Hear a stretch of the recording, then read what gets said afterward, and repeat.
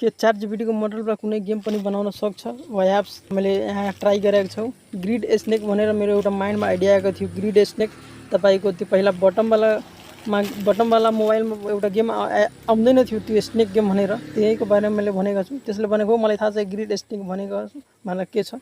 त्यसपछि के छ मैले भनेको छु तिमी एउटा क्रिएट गरेर योरसेल्फ क्रिएट गरेर मलाई दिऊ। त्यसपछि त्यसले एउटा ग्रिड स्नेक यहाँ बनाएर मलाई दिएको छ।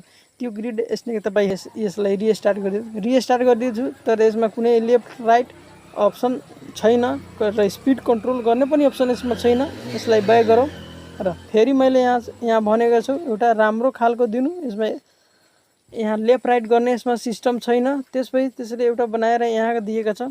यसलाई हेरौँ, यसमा के छ तपाईको लेफ्ट राइट गर्ने सिस्टम यहाँ दिएछ तर यसमा स्पिड कन्ट्रोल गर्ने यहाँ अप्सन छैन। स्लो मिडियम फास्ट गरेर यहाँ स्पिड कन्ट्रोल अप्सन दिएको छैन। तपाईँ लेफ्ट राइट अप डाउन गर्न सक्नुहुन्छ तर तपाईँ यहाँ स्पिड यहाँ कन्ट्रोल अप्सन छैन। त्यसपछि मैले त्यसलाई भनेको धेरै यहाँ तपाईको धेरै चिज नै यसमा कमी छ। न हाई स्कोर सेभिङ अप्सन पनि छैन, स्पिड कन्ट्रोल अप्सन पनि छैन। त्यसले भनेको हो तपाईले ठिकै भन्नु छ, यहाँ पज पनि सिस्टम छैन, त्यसले आफै भनेका छन्।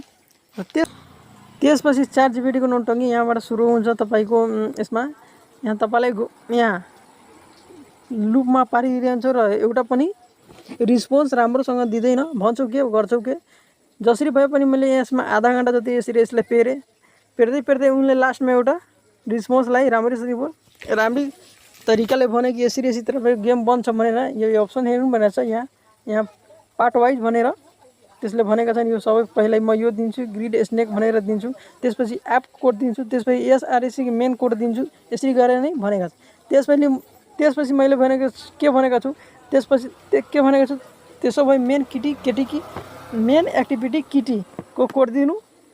त्यसपछि ChatGPT ले यहाँ दिएका छ, यसलाई मैले पेस्ट गरिदिएका छु र पेस्ट गरी त्यसपछि त्यसको नौटङ्गी सुरु फेरि भइहाल्छ। त्यसपछि मैले फेरि उसलाई भनेको छु दिउ भनेर यहाँ फेरि अलिअलि केही दिएका छन् कोडहरू, त्यसलाई पास्ट गरिदिएका छु मैले एउटा वेब एप्स बनाउने त्यो अथिमा।